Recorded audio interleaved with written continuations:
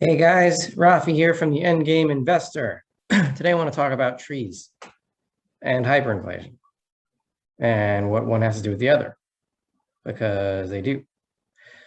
Imagine you had a tree in your backyard and it makes fruit, and it constantly makes fruit and it grows and you're richer because of that tree.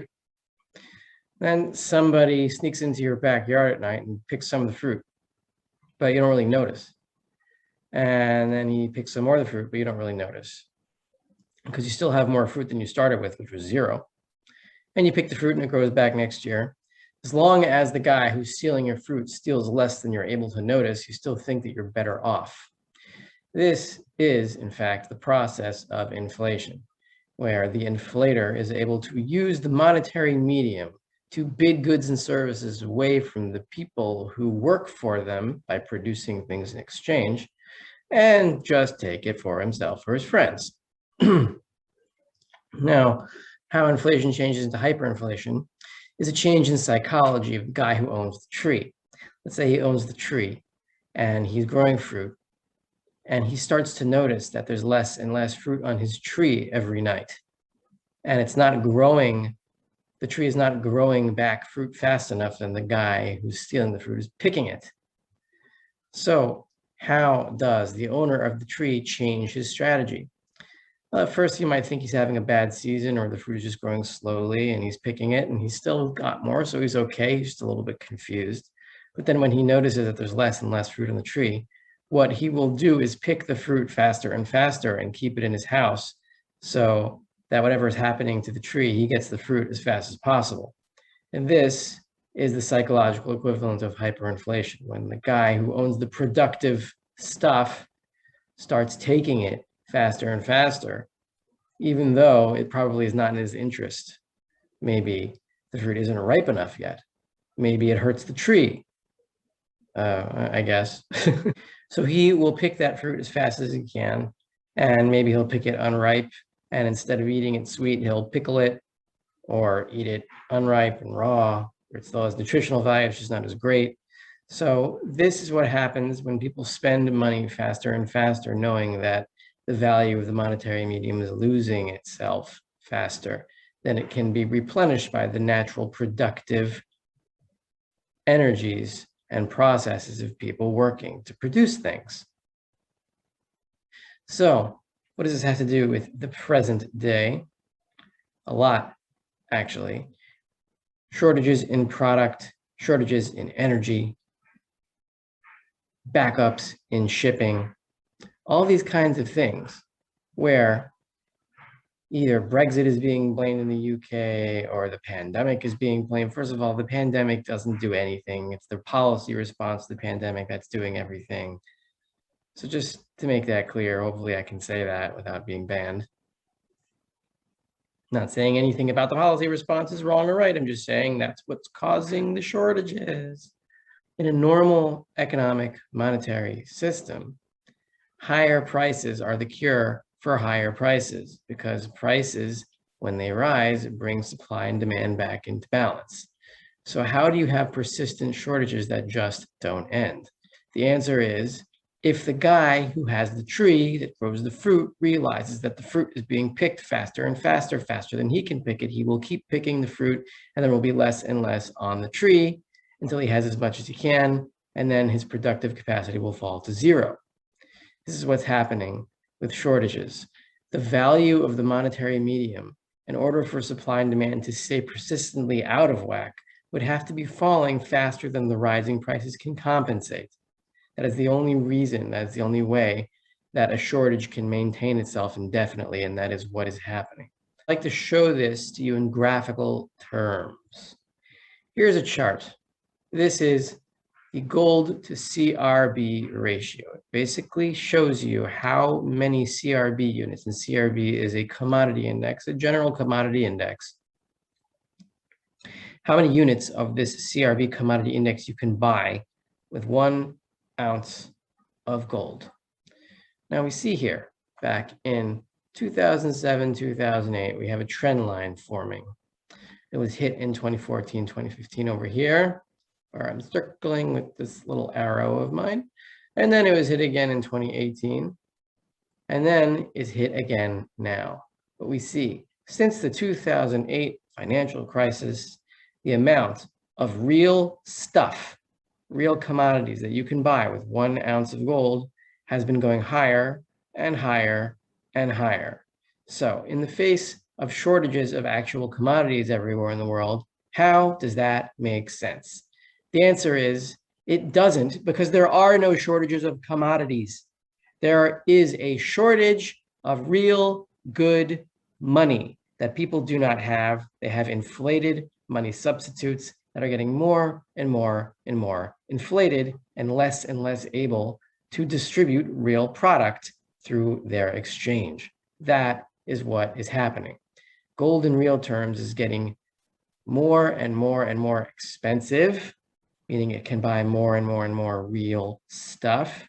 And there has been a correction, but I expect that the purchasing power of real money is going to keep going higher and higher. And the fact that shortages persist just means that people do not have real money, which is the core of the problem here.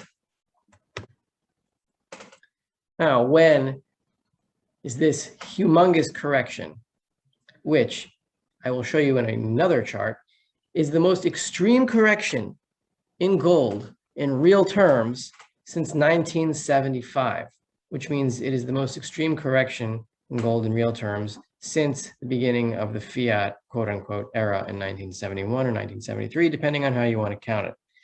So, excuse me, we saw in 2018 here a divergence between the RSI of this ratio, and this is a slightly different ratio. This is the GNX ratio. Unlike the CRB, the GNX is very similar. It's just weighted in terms of commodity production on a daily basis instead of a basket of currencies, which I don't know exactly how the CRB is weighted, but this is weighted in terms of production capacity.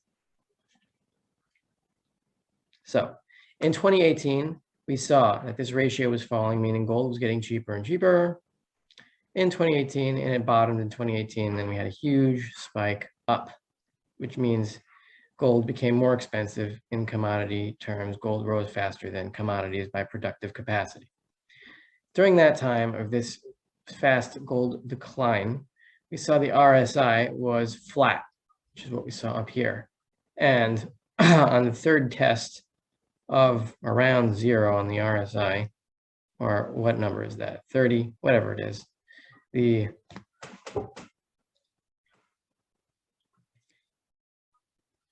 saw this divergence, meaning the RSI was flat while the ratio was falling, and then it broke away and started climbing again, zigzagging up and down, up and down, up and down, until we got to an all-time high over here of about 7.8.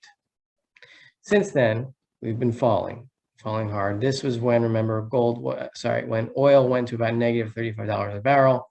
So the rest of the commodity complex was plummeting in the wake of the first round of pandemic lockdowns.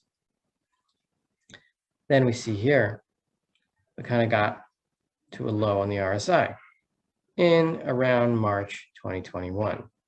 Since then, the RSI, the relative strength index, has been climbing higher and higher and higher as the ratio, the gold to GNX ratio, has been falling. So here we have another divergence between the gold to commodities ratio and the RSI. Eventually, this divergence is going to lead to gold outperforming again. Here's the next slide. Now, this is the reciprocal of the gold to CRB ratio. This is the CRB to gold ratio. The higher it goes, the weaker gold is in commodity terms. So here we see this is the most extreme correction of gold in commodity terms in the fiat era post 1971. Here we had in March 1975, 0.953, and finally the correction ended at a ratio of 2.022. Commodities in gold terms in 1975 was up 131%. So the value of gold in commodity terms more than halved. And that was a serious bear market in gold. But right after the peak on August 23rd, 1976, that's when the ultimate gold bull market began, 1976 to 1980.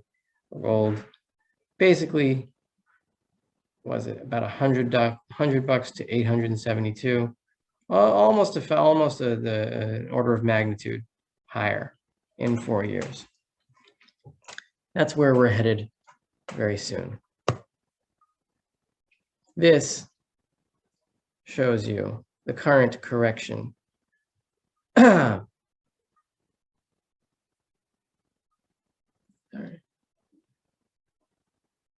Yes, this shows you the current correction, being this chart over here, where the higher it goes, the more gold is correcting, the more bearish it is for gold in commodities terms. Here, we have the current chart. So as you can see, this has been falling hard since 2000 over here, which is the beginning of the gold bull market. And commodities have been falling precipitously in gold terms, except this big correction from April 20th, 2020 until now has seen commodities rise about 120% in gold terms in about a year and a half. This is the second strongest correction in commodity terms in gold. But if we, zoom out of it, you can see that commodities in gold terms have been plummeting, especially since 2006, 2008, 2014. And here we're back on that trend line again since 2008. And no, I do not think we're going to break above it, because gold is going to become more and more expensive in commodity terms as people run out of money good enough to buy anything. Now, here is an article on unresolved bottlenecks out of California. Here we go in paragraph number 3. The backup of ships has grown since last week. This is, I think, published on September 23rd, when 60 ships were waiting to unload. On Sunday, there were a record 73 cargo ships waiting to enter the ports. The surge has put increasing pressure on the Los Angeles Long Beach port complex, already the largest in the U.S. and the 9th largest in the world. Together, the ports move 40% of container imports in the U.S., 30% of exports. The Americans' buying strength is so strong and epic that we can't absorb all this cargo into the domestic supply chain, Gene Soroka, the Port of LA director, told CBS LA. You see, that is a fallacy. That doesn't make any sense. The Americans' buying strength is so strong. The problem is, what that means is that the dollar can still pretend to buy way too much stuff. So in order to resolve these shortages, you have to cut into America's buying strength by slashing the dollar's purchasing power, which is what is going to happen, or else no one is going to get any food anywhere.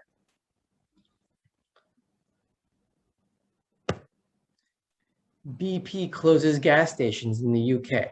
One thing about the Weimar Republic, right?